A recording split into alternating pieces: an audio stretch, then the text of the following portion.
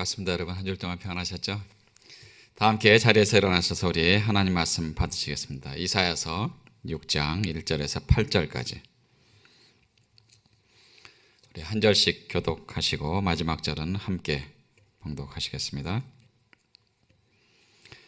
우시야 왕이 죽던 해에 내가 본즉 주께서 높이 들린 보좌에 앉으셨는데 그 옷자락은 성전에 가득하였고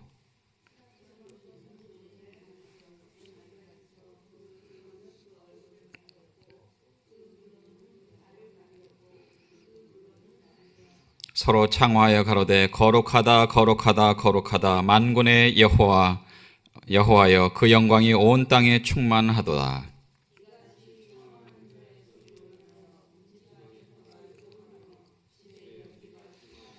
그때 내가 말하되 화로다 나여 망하게 되었도다. 나는 입술이 부정한 사람이요 입술이 부정한 백성 중에 거하면서 만군의 여호와이신 왕을 배웠음이로다.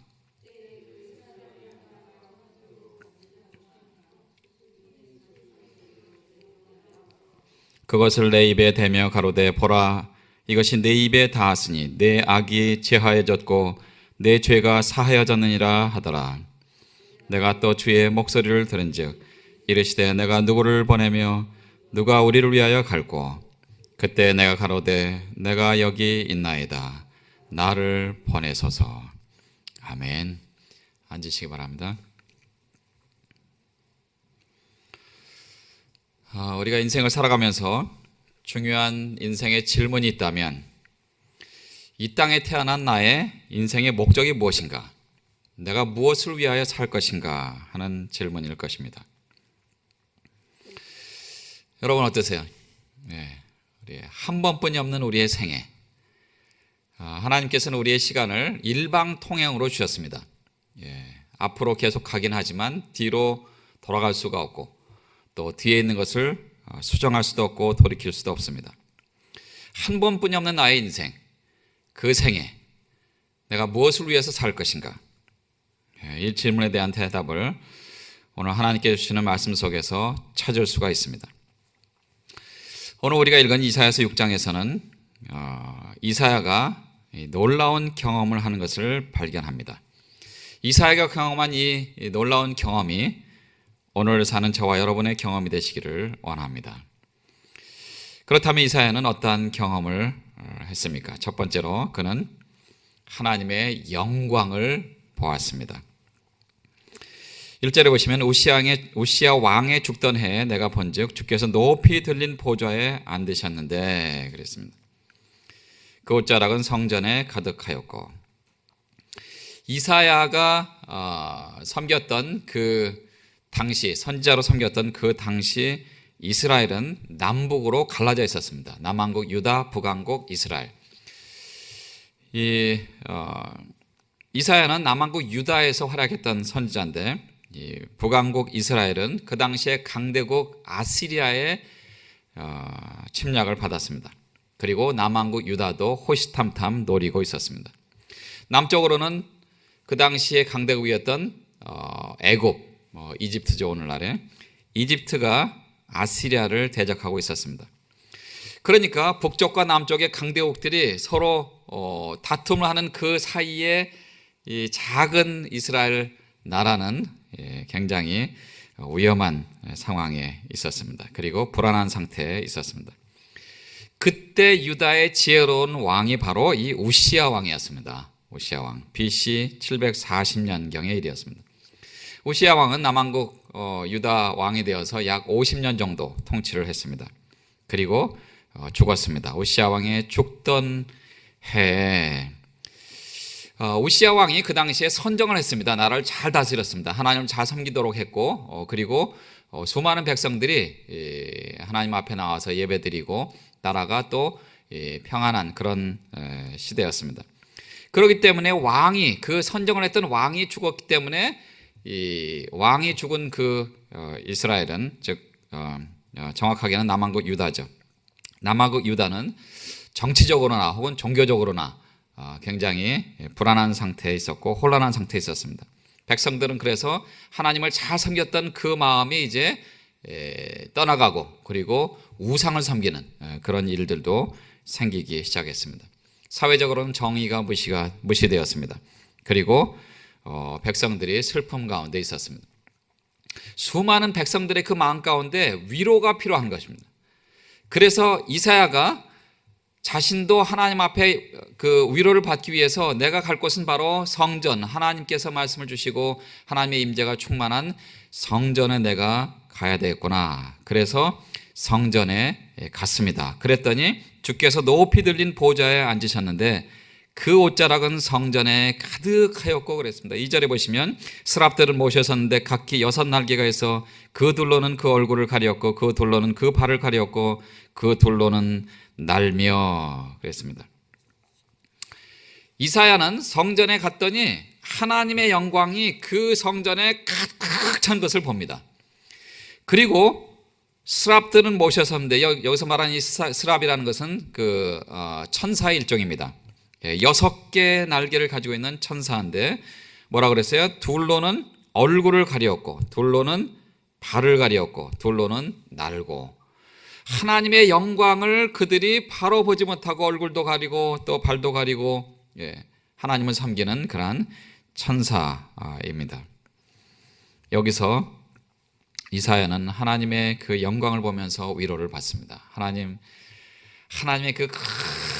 그 엄청난 그 하나님의 사랑, 하나님의 영광이 그 성전에 가득 찬 것을 보면서 본인이 겪었던 그런 그 나라의 슬픔, 고난과 문제와 어려움, 그 모든 것들을 다 잊어버리고 전능하신 하나님이 함께 하신다는 그 놀라운 하나님의 영광에 억눌린 겁니다. 지금은 이 시간에는 이제 전능하신 하나님만 바라보는 것 이외에 다른 어떤 것도 생각이 나지 않습니다. 그 하나님께서 지금 나와 함께 하신다. 그리고 스랍들이 하나님을 잘 섬긴다라는 그런 놀라운 경험을 통해서 하나님의 영광을 본 것입니다.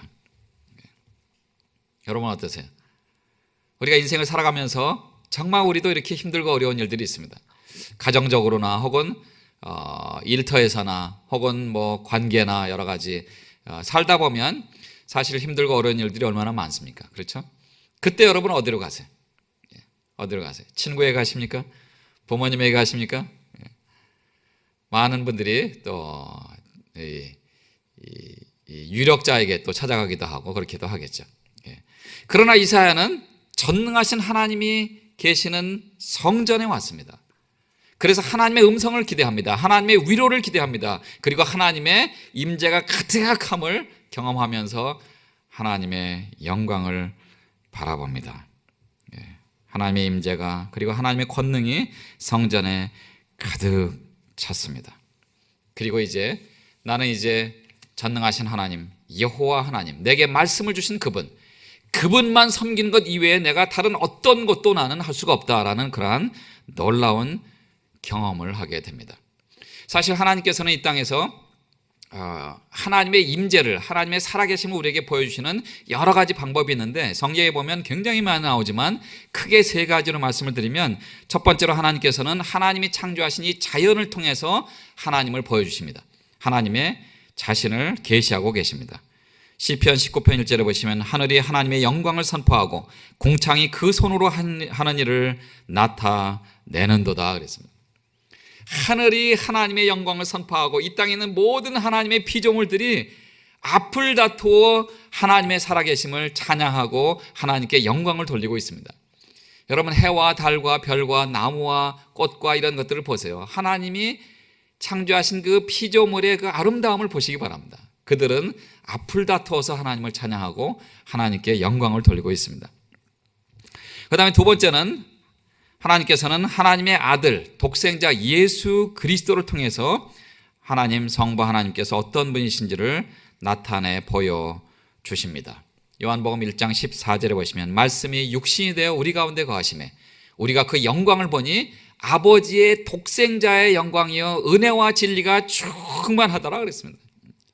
아버지의 독생자의 영광, 즉 아버지의 그 사랑이 독생자 아들에게도 충만히 임하십니다. 그러면서 예수님께서도 요한복음 14장 9절에서 나를 본 자는 아버지를 보았거늘 그랬습니다. 나를 본 자는 아버지를 보았거늘. 그리고 유대인들과 제자들과 말씀을 나누시면서 요한복음 10장 30절에서 나와 아버지는 하나이니라 그렇게 말씀하세요. 나와 아버지는 하나이다. 여기서 말씀하신 이 하나라는 것은 근본적으로 본질적으로 하나다는 거예요. 카피가 아니고 원본이라는 말입니다. 원본. 그러니까 성부 하나님, 성자 하나님, 성령 하나님, 그 삼위일체 하나님이 동일하게 한 분이시라는 거예요. 인간의 지혜로는 알 수 없는 그 삼위일체의 하나님, 나와 아버지는 하나이니라. 예수 그리스도, 독생자 예수 그리스도를 통해서 우리에게 하나님 아버지를 보여주십니다. 물론 그렇게 보여주시면서 자연을 통해서 독생자 예수 그리스도 보내주시면서 보여주시면서 독생자 예수 그리스도를 통해서 보여주시면서 동시에 하나님께서는 하나님의 말씀, 성령의 감동으로 기록된 이 하나님의 말씀을 통해서 우리에게 하나님을 계속 보여주십니다. 창세기 1장 1절에 보시면 태초에 하나님이 천지를 창조하시니라. 거기서 말씀하신 이 하나님은 히브리어의 엘로힘의 하나님이십니다. 성부 하나님, 성령 하나님, 성부 하나님, 성자 하나님, 성령 하나님, 삼일체 하나님의 그 하나님들이라는 우리말로 직역하면 복수형이 쓰인 겁니다. 엘이라는 단수형이 아니라 엘로힘이라는 복수형이 쓰인 거예요. 그러니까 성부 하나님, 성자 하나님, 성령 하나님이 거기에 계신 거예요. 태초에 하나님이 천지를 창조하시니라. 디모데서 3장 16절 17절에 보시면 모든 성경은 하나님의 감동으로 된 것으로 교훈과 책망과 바르게 함과 의로 교육하기에 유익하니 이는 하나님의 사람으로 온전케 하며 모든 선한 일을 행하기에 온전케 하려 함이니라 그랬습니다. 모든 성경을 통해서 하나님께서는 하나님 자신을 또한 보여주십니다. 이러한 말씀들을 묵상한 조엘 오스틴은 긍정의 힘의 책에서 믿음으로 시인하고 긍정했을 때 하나님께서는 우리에게 놀라운 축복을 주십니다라는 글을 다음과 같이 말했습니다. 우리는 상황이 내 뜻대로 풀리지 않고 어려운 일이 계속 터질 때일수록 더욱 믿음의 말을 해야 합니다. 바로 그때 긍정적인 믿음의 말을 하면 할수록 그 고통과 어려움 속에서 속히 회복될 수가 있습니다. 우리가 인생의 고난에 대해서 어떻게 대처하고 시련의 도가니 속에서 어떤 말을 하느냐에 따라서 고통이 곧바로 끝나기도 하고 평생도록 지속되기도 합니다. 그러므로 시련과 고통을 당할 때 더욱 적극적으로 믿음의 말을 해야만 합니다. 우리는 부정적인 말을 삼가는 데서 그치지 말고 긍정적이고 신앙적인 말을 해야만 합니다. 그래서 우리는 더욱더 하나님의 선하심을 자랑하고 선포해야만 합니다. 조엘 오스틴 목사님 이제 그런 쪽으로 많이 얘기를 하잖아요, 그렇죠? 그러면서 우리 인생의 앞길을 가로막는 산이 크다고 말하지 말고 그 산보다 더 크신 하나님을 여러분들이 경험하십시오. 그렇게 말합니다. 장애를 크다고 말하지 말고 그 장애보다 크신 분이 하나님이시다. 고난이 크다고 말하지 말고 고난보다 더 크신 분이 하나님이시다. 문제보다 더 크신 분이 하나님이시다. 모든 문제를 해결하신 분이 하나님이시라는 사실을 우리가 선포를 해야만 될 줄로 믿습니다. 하나님을 본 자마다 하나님과 동행합니다. 하나님을 섬기고자 하는 열망을 갖게 됩니다. 이사야는 성전에서 하나님의 영광을 보고 하나님의 영광을 바라보았습니다. 두 번째로 그는 자기 자신의 참 모습을 발견을 했습니다. 3절과 4절에 보시면 이제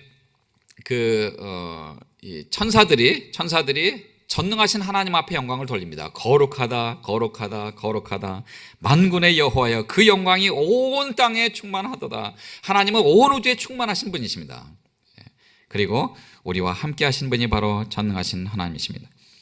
그 하나님의 영광을 천사들이 노래하는 그 모습을 보면서 갑자기 자기 자신을 바라보게 되는 거예요.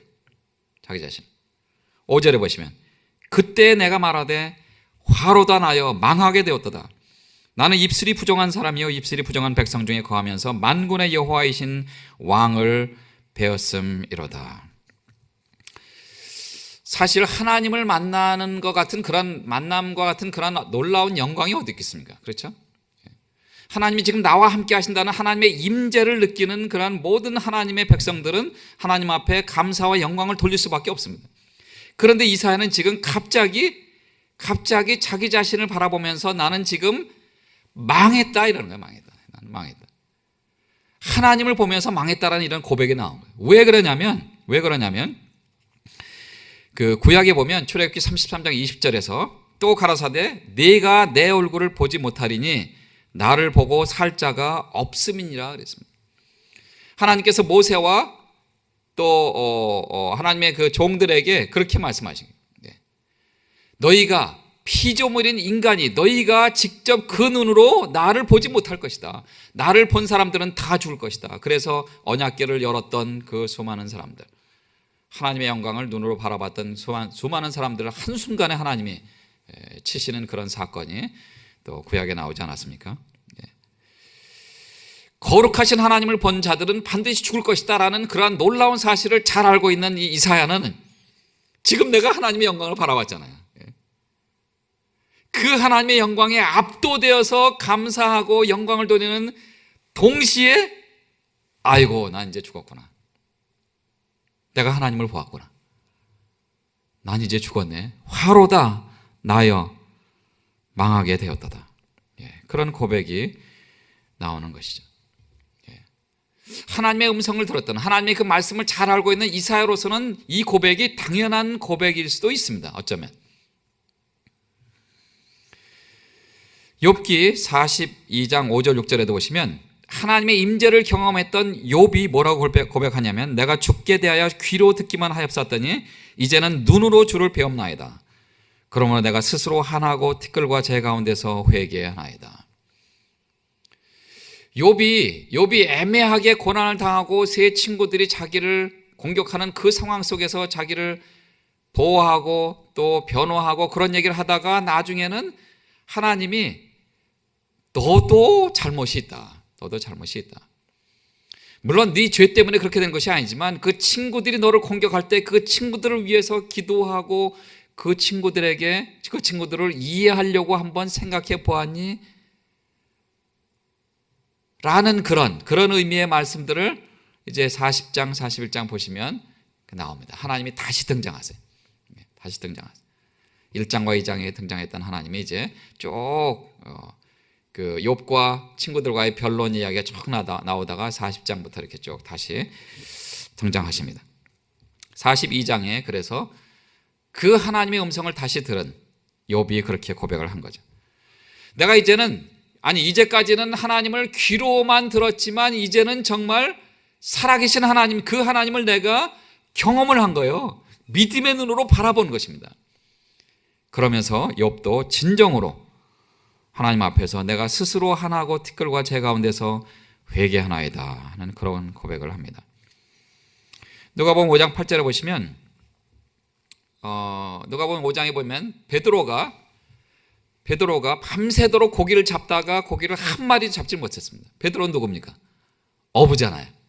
어렸을 때부터 고기를 잡았던 고기잡이로서는 아주 전문가입니다.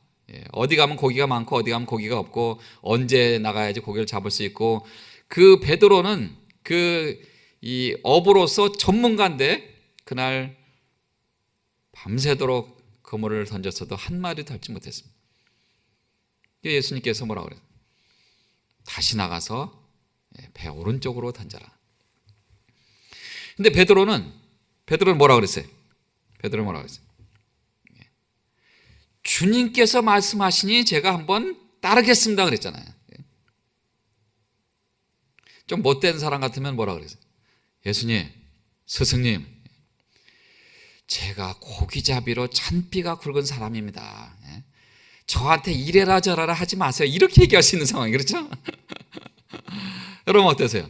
여러분이 가지고 있는 어떤 전문적인 지식, 그 전문적인 지식을 제가 전혀 모르는 제가 만약에 집사님 그렇게 한번 해보세요 라고 얘기한다면 목사님 목회는 잘하시지만 이 비즈니스는 제가 더 잘합니다 이렇게 얘기할 수 있는 거잖아요. 그렇죠? 비유를 하자면 그런 상황이에요. 그런 상황.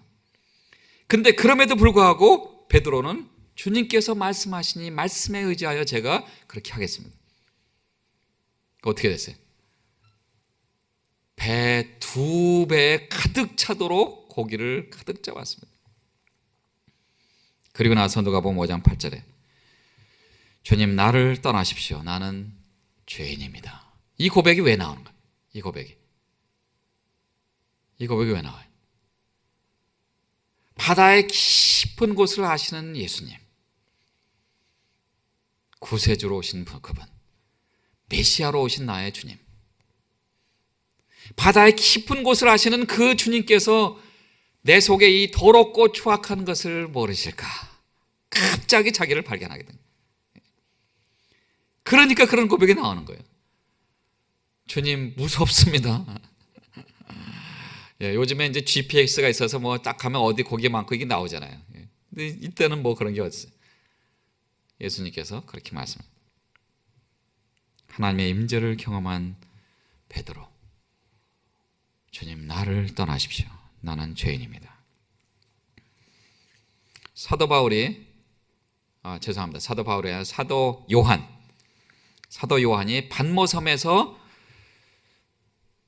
반모섬에서 승천하신 그리고 영화롭게 되신 주님의 그 모습을 환상으로 보자마자 그도 그런 고백을 합니다. 요한계시록 1장 17절에 보시면 내가 볼 때 그 발 앞에 엎드러져 죽은 자 같이 되매 그가 오른손을 얻고 가라사대 두려워 말라 나는 처음이요 나중이니. 주님의 임재를 경험한 사도 요한도 전능하신 하나님, 성자 하나님을 바라보면서 나도 이제 죽게 되었구나 하는 그런 고백을 하는 것이죠. 그러니까 전능하신 하나님을 바라본 사람마다 동시에 자기 자신을 발견하는 거예요. 거룩하신 하나님, 죄를 미워하시는 하나님, 온 우주를 창조하신 그 하나님 앞에 내가 나왔을 때 내가 얼마나 추악한 죄인인가 하는 것을 발견하게 되는 것이죠. 하나님의 영광을 본 사람마다 자기 자신을 발견하게 됩니다.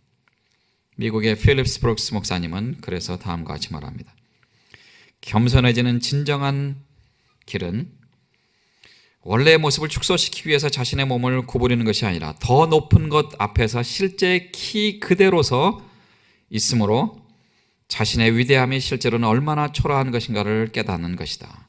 즉 다시 말해서 자기가 얼마나 높다 교만하다라는 그런 거가 만약에 보인다고 그래도 전능하신 하나님 앞에서는 이것이 아무것도 아니다라는 그런 것을 깨닫게 된다는 것이죠. 얼마나 우리가 하나님 앞에서 아무것도 아닌 존재입니까? 그 하나님, 그분을 볼 때 하나님 나는 죄인입니다. 나를 정결케 해 주시옵소서. 이런 고백이 나올 수밖에 없죠. 이사야는 그래서 화로다 나여 나는 망하게 되었도다. 그렇게 고백을 합니다. 그런데 6절 7절에 보시면 6절에 때 그 스라비 하나가 화조로 단에서 취한 바 핀숯을 손에 가지고 내게로 날아와서 그것을 내 입에 대며 가로되 보라 이것이 내 입에 닿았으니 내 악이 제하여졌고 내 죄가 사하여졌느니라 하더라 그랬습니다. 하나님께서 천사를 보내주셔서 이사야의 그 모습을 아시고 야 걱정하지 마라 내가 이미 내 죄를 용서했다 하는 그것을 다시 한번 보여주신 것입니다.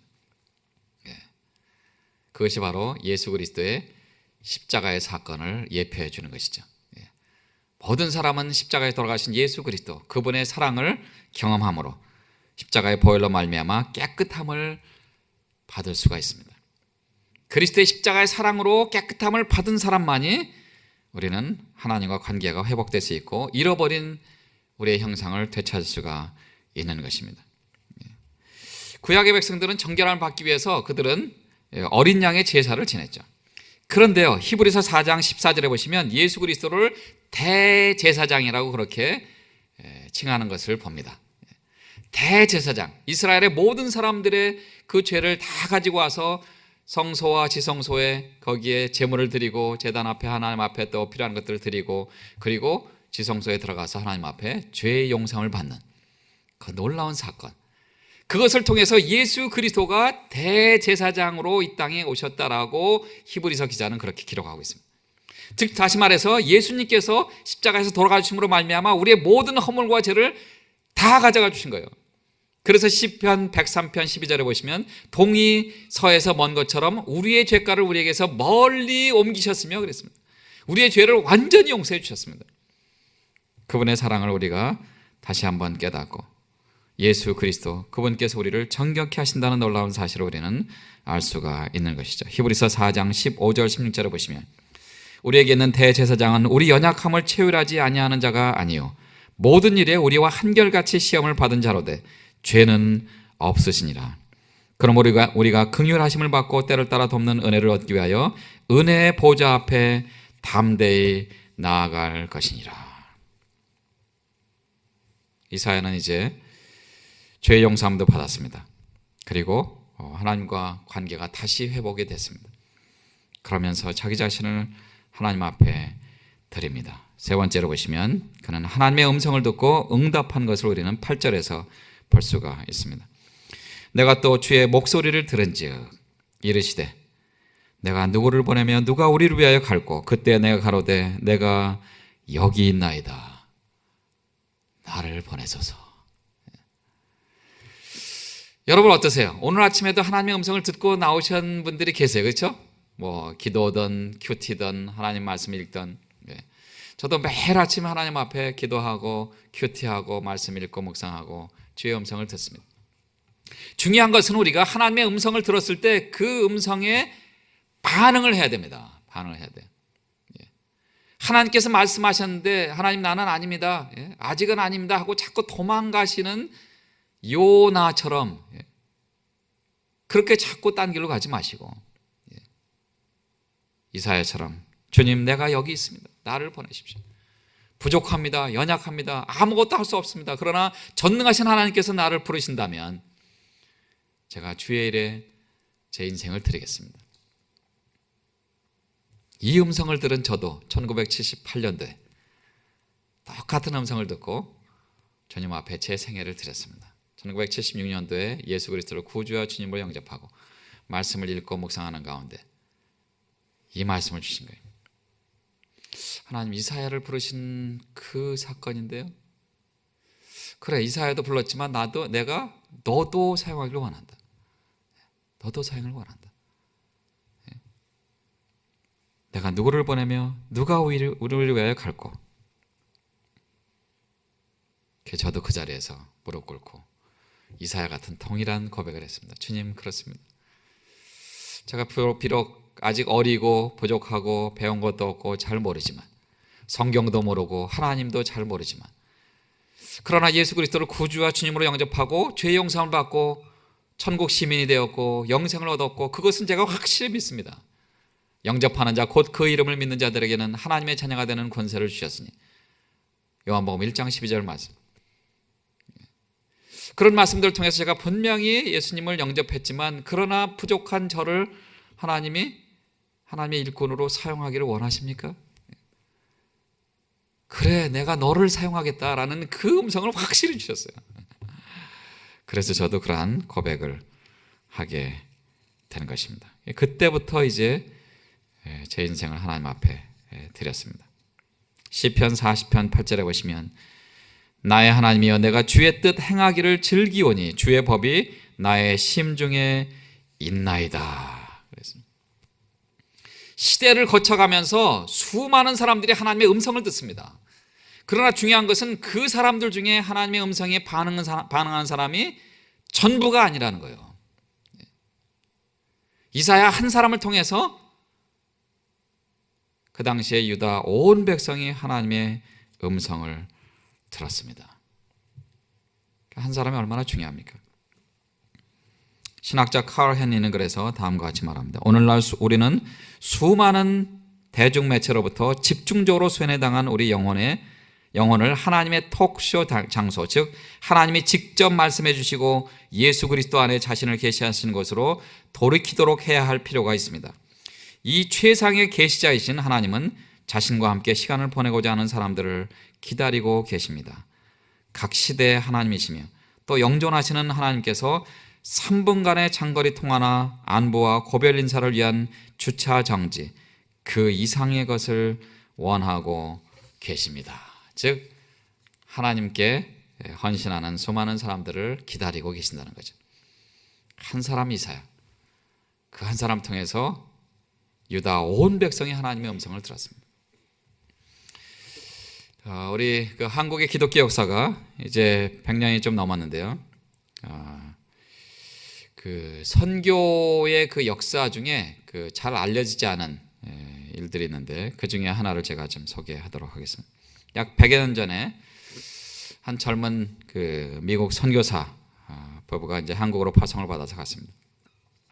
충남 공주를 선교 기반으로 해서 선교를 하기 시작했고요. 거기서 첫 아들을 낳았는데 한국이 좀 자유로운 나라, 광복의 나라, 이런 나라로 잘 살았으면 좋겠다 하는 그런 기대를 가지고 이 선교사님이 이제 한국 성을 우씨라고 이렇게 해서 아들 이름을 광복이라고 지어졌습니다. 그래서 우광복입니다. 그리고 올리브 라저라는 두 딸도 나왔습니다.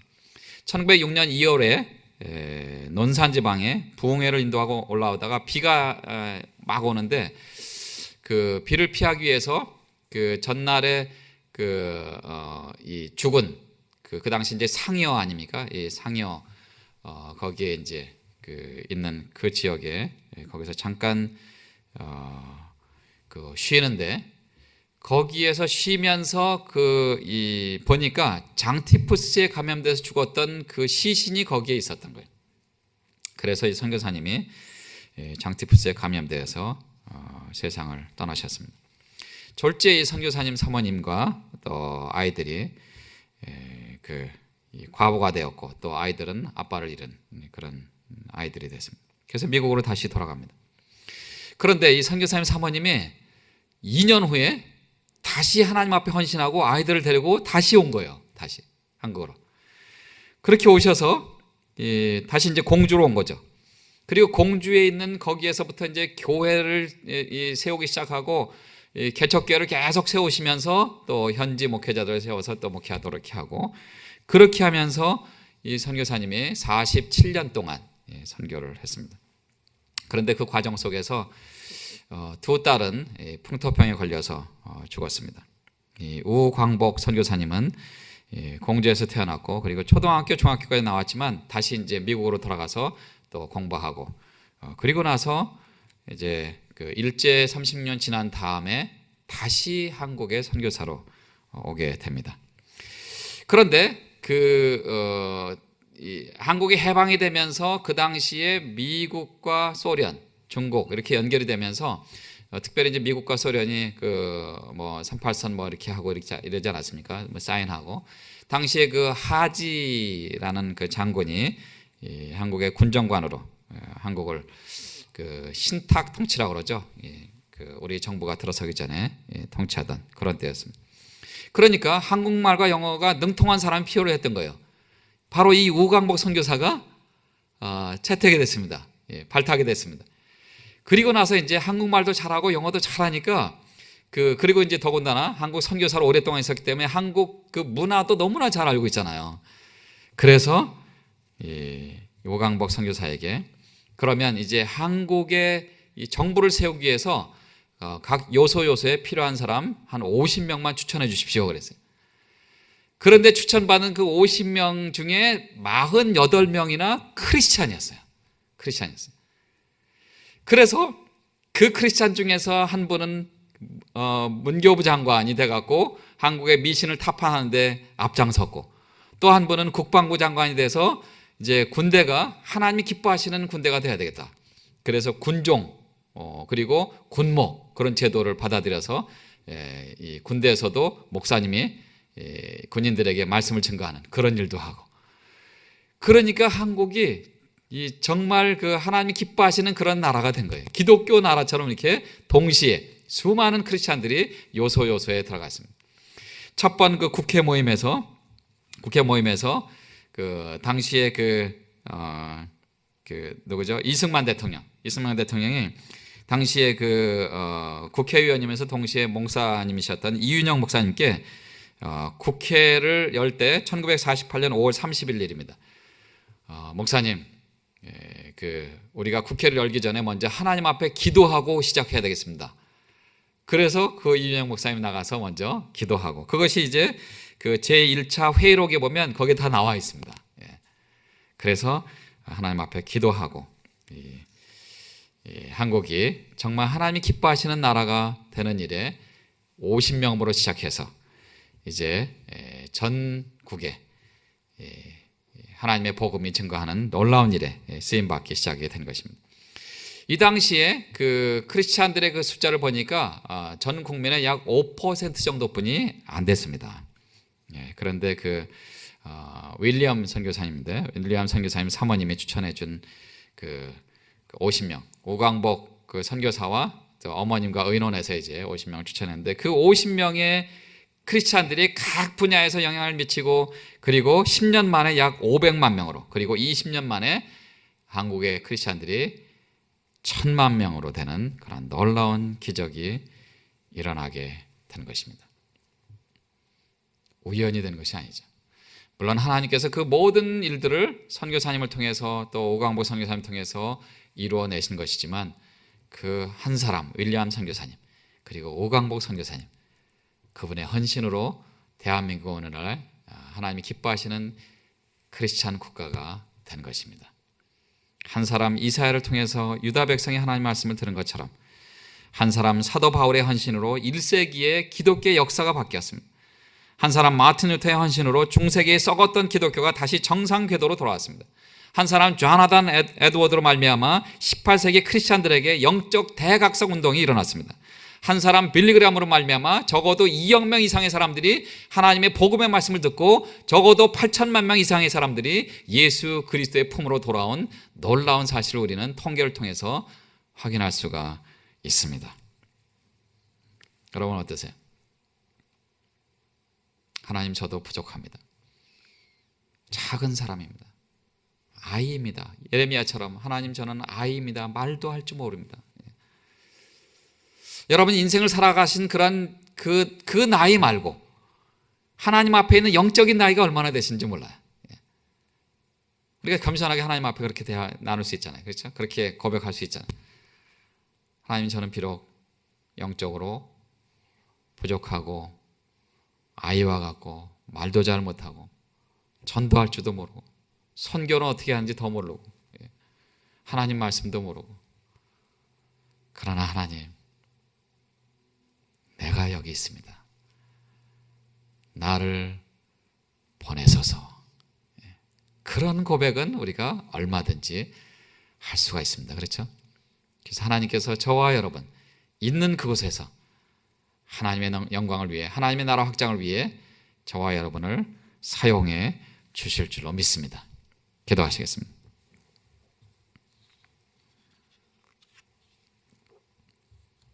주님께로 나오시기 바랍니다.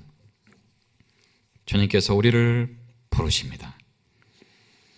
내가 누구를 보내며 누가 우리를 위하여 갈고, 주님, 제가 여기 있습니다. 나를 보내소서. 주님, 우리의 삶이 힘들고 어려울 때 하나님을 찾지 않은 것을 용서해 주시옵소서. 이사야처럼 힘들고 어려울 때 하나님을 찾게 하시고 하나님의 영광을 볼 수 있도록 인도해 주시옵소서. 주께서 십자가의 사랑으로 나의 죄를 용서하셨으며 나를 받아주시고 영생을 선물해 주신 것을 또한 다시 한번 감사를 드립니다. 이제 나도 그 십자가의 사랑을 가지고 나아가겠습니다. 가시밭길이라도 가겠습니다. 광야길이라도 가겠습니다. 어떠한 길을 가더라도 나와 함께 하신 예수님의 손을 붙들고 승리의 걸음을 걸을 수 있도록 인도해 주시옵소서. 목숨 바쳐 날 살리신 예수님을 증거하는 증인의 삶을 살아갈 수 있도록 인도해 주시옵소서. 가족과 친구와 이웃을 주님께 인도한 일에 나머지 나의 생애를 주 앞에 바치기를 원합니다. 주님, 내가 여기 있습니다. 나를 보내 주시옵소서. 감사드리며 예수님의 이름으로 기도드립니다. 아멘. 송축해 내 영혼, 내 영혼아, 거룩하신 이름. 이전에 없었던 노래로 나 주